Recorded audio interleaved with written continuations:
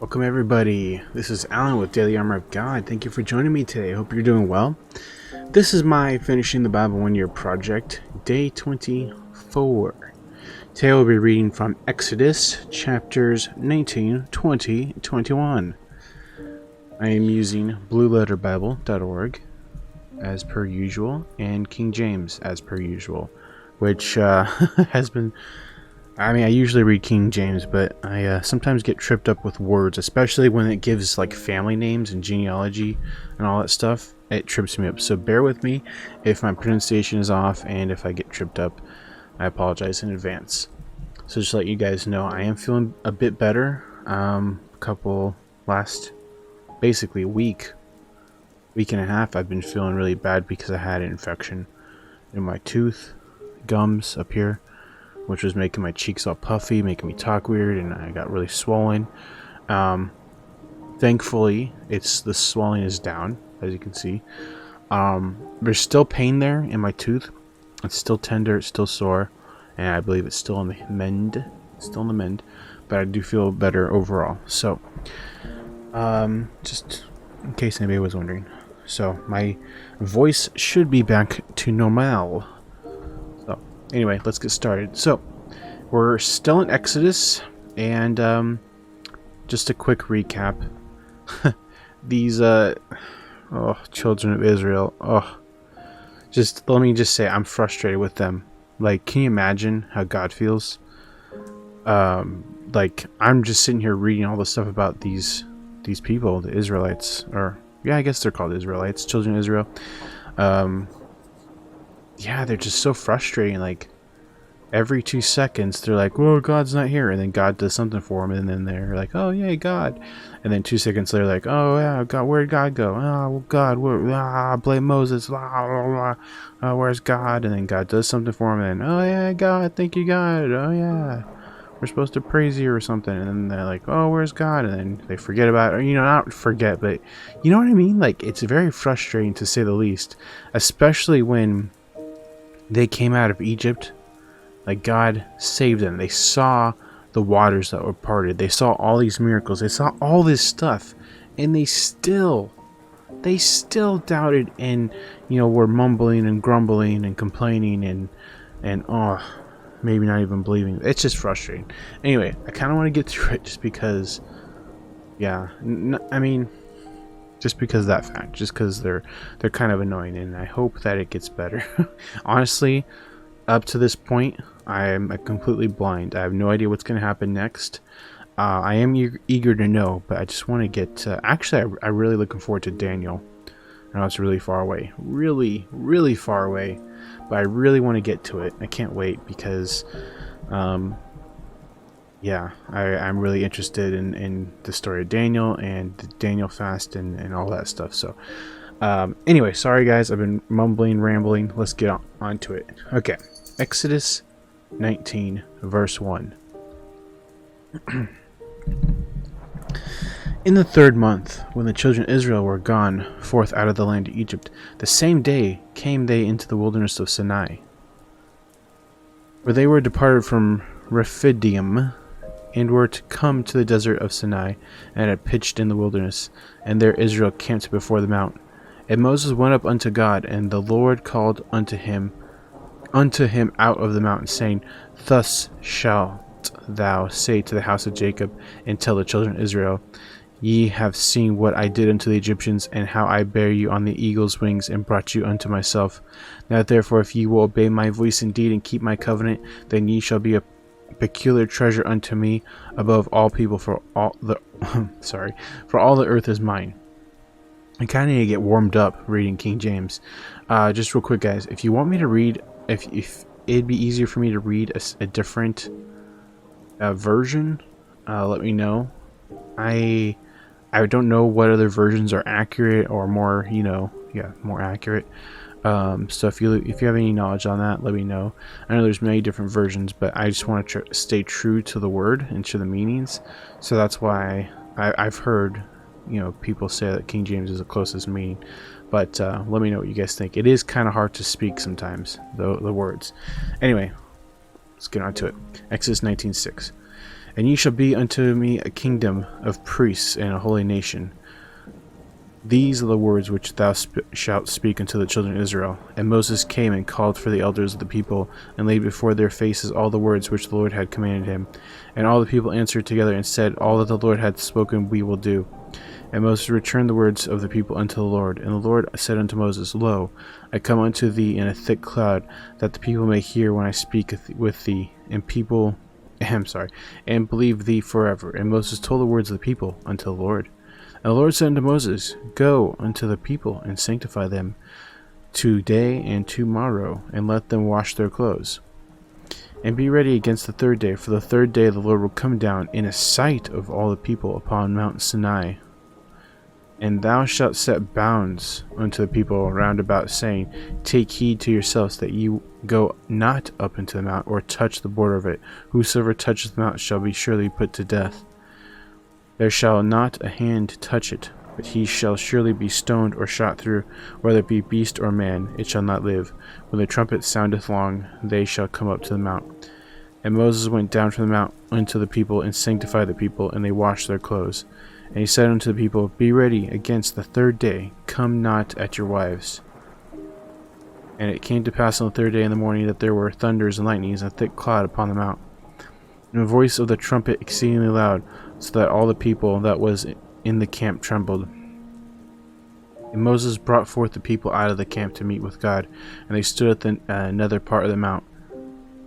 And Mount Sinai was altogether on smoke, because the Lord descended upon it in fire, and the smoke thereof ascended as smoke of a furnace, and the whole mount quaked greatly. And when the voice of the trumpet sounded long, and waxed louder and louder, Moses spake, and God answered him by a voice. And the Lord came down upon the Mount Sinai, on the top of the mount. And the Lord called Moses up to the top of the mount, and Moses went up. And the Lord said unto Moses, Go down and charge the people, lest they break through unto the Lord to gaze, and many of them perish. And let the priests also which come near to the Lord sanctify themselves, lest the Lord break forth upon them.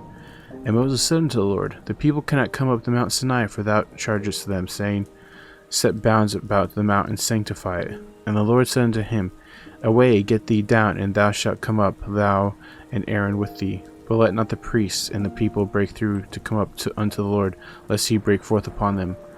So Moses went down to the people, and spake unto them. Yeah, I'm really confused about this chapter.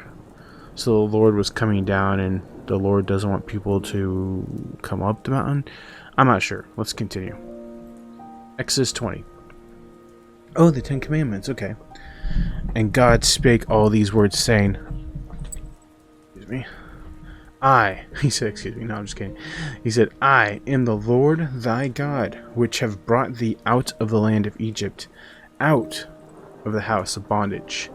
Thou shalt have no other gods before me. Thou shalt not make unto thee any graven image, or any likeness of anything that is in heaven above, or that is in the earth beneath it, or that is in the water under the earth. Thou shalt not bow down thyself to them, nor serve them, for I, the Lord thy God, am a jealous God,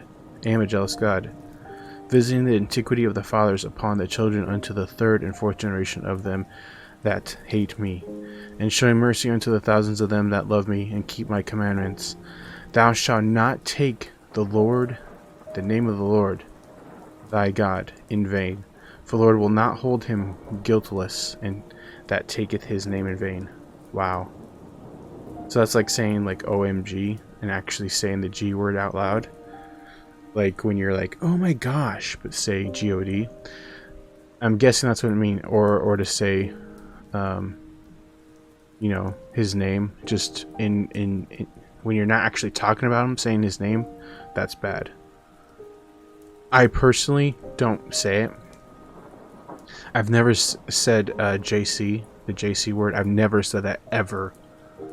Not to my knowledge, or thinking back on my life, I've never said JC. I have maybe said God, slipped up sometimes, and I felt bad each time. So, and I've apologized for that. But yeah, every time I did say that, I felt so bad.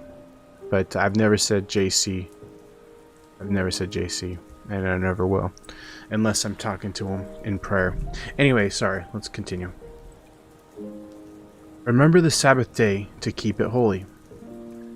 This is another one that I'm kind of confused on, guys. So, growing up, me personally, I was taught that Sunday's not the Sabbath, right? It's Saturday. So all this time, all this growing up, like, you know, keeping Sunday for church and for prayer and for worship, when it's supposed to be actually Saturday. Let me know what you guys think about that down in the comments, because I know like they changed it, because the Sabbath is the last day of the week, and technically the Sabbath should be Saturday, right? Because Sunday is the new day of the week. Anyway, that's a whole another discussion. Sorry. Anyway, let's just get through it and I'll stop commenting. Sorry about that. 6 days shalt thou labor and do thy work, but the seventh day,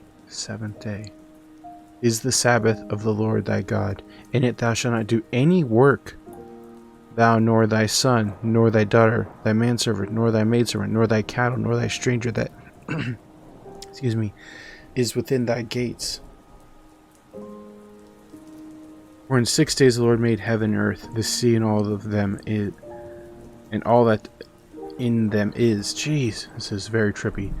And rested on the seventh day. Wherefore the Lord blessed the Sabbath day and hallowed it. Honor thy father and mother, that thy days may be long upon the land which the Lord thy God giveth. Thou shalt not kill. Thou shalt not commit adultery. Thou shalt not steal. Thou shalt not bear false witness against thy neighbor. Thou shalt not covet thy neighbor's house. Thou shalt not covet thy neighbor's wife, nor his manservant, nor his maidservant, nor his ox, nor his ass, nor anything that is thy neighbor's. And the people saw the thunderings, and the lightnings, and the noise of the trumpet, and the mountain smoking. And when the people saw it, they removed and stood afar off. And they said unto Moses, Speak thou with us, and we will hear, but let not God speak with us, lest we die. And Moses said unto the people, Fear not, for God is come to prove you, and that his fear may be before your faces, that ye sin not. And the people stood afar off, and Moses drew near unto the thick darkness where God was. And the Lord said unto Moses, Thus thou shalt say unto the children of Israel, Ye have seen that I have talked with you from heaven.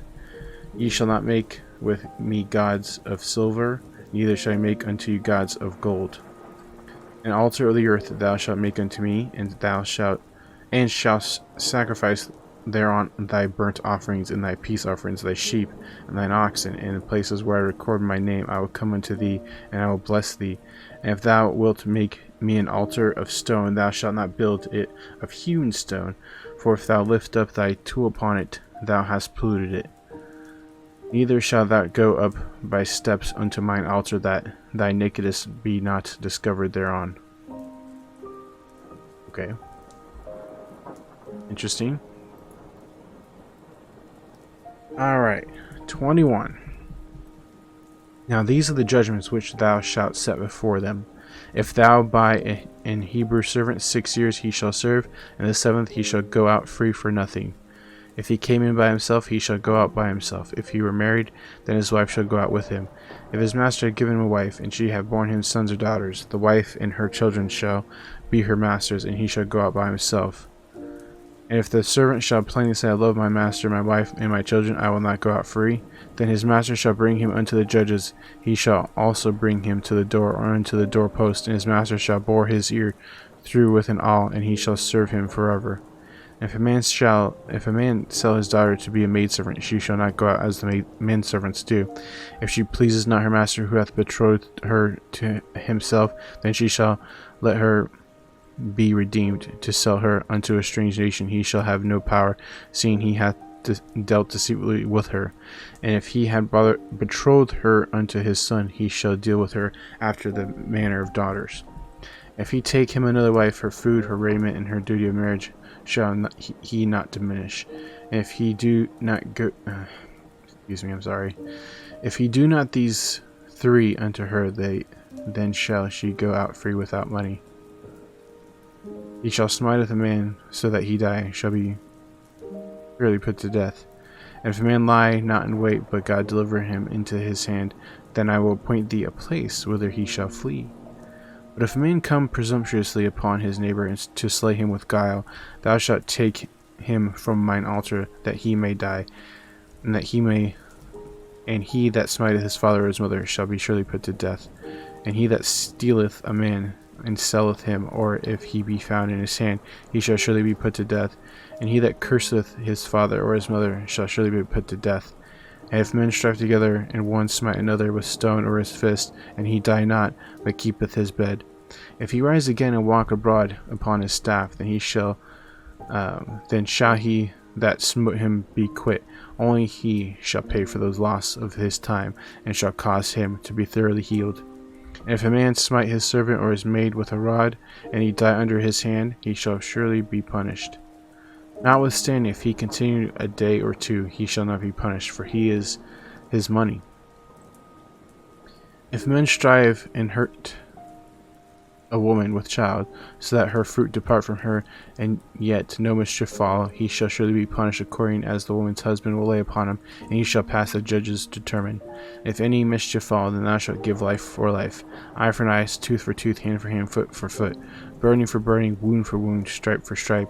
If a man smite the eye of his servant or the eye of his maid, that it perish, then he shall let him go free of his eye's sake. And if he smite out his manservant's tooth or his maidservant's tooth, he shall let him go free for his tooth's sake. If an ox gore a man or woman, that they die, then the ox shall surely be stoned, and his flesh shall not be eaten, but the owner of the ox shall be quit. But if the ox were wont to punish with his horn in time past, and it hath been testified to his owner that he hath not kept him in, but that he hath killed a man or woman, the ox shall be stoned, and his owner also shall be put to death. If there be laid on him a sum of money, then he shall give for the ransom of his life whatsoever laid upon him.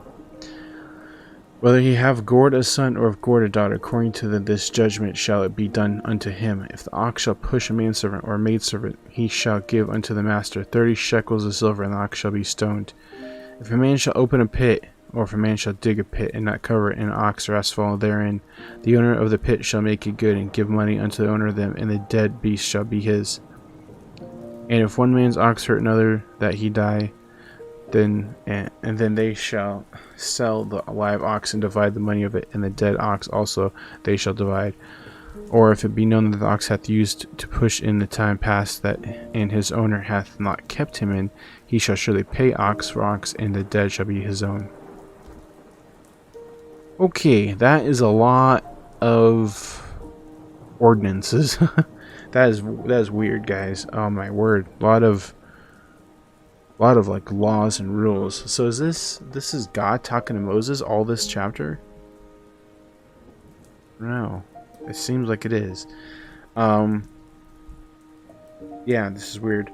But I'm gonna like look up this verse later and see this whole chapter, and see what it actually means, because I'm kind of confused. I mean, obviously these are like laws. I think these are laws that God's giving Moses, I think. Anyway, obviously the 10 Commandments were the 10 Commandments. So that was Exodus, guys. Exodus 19, 20, 21. Day 24. Just going to do a quick prayer, guys, and close. Dear Lord Jesus, thank you for today. Thank you for being with us. Thank you for everything that you've done for us. Thank you that we're able to read your word and know you more. And I pray that you continue to be with us on our journey to know you more, get closer to you, and to read your word and know your word. Thank you again for everything that you're doing and that you're going to do in our lives. In your precious holy name, Jesus Christ. Amen. So thank you guys so much for joining me. Hopefully see you tomorrow. And I hope you have a good evening, morning, night, wherever you're at. And as always, TTFN. Ta-ta for now.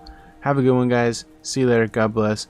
Put God first in everything you do. See you later. Bye-bye.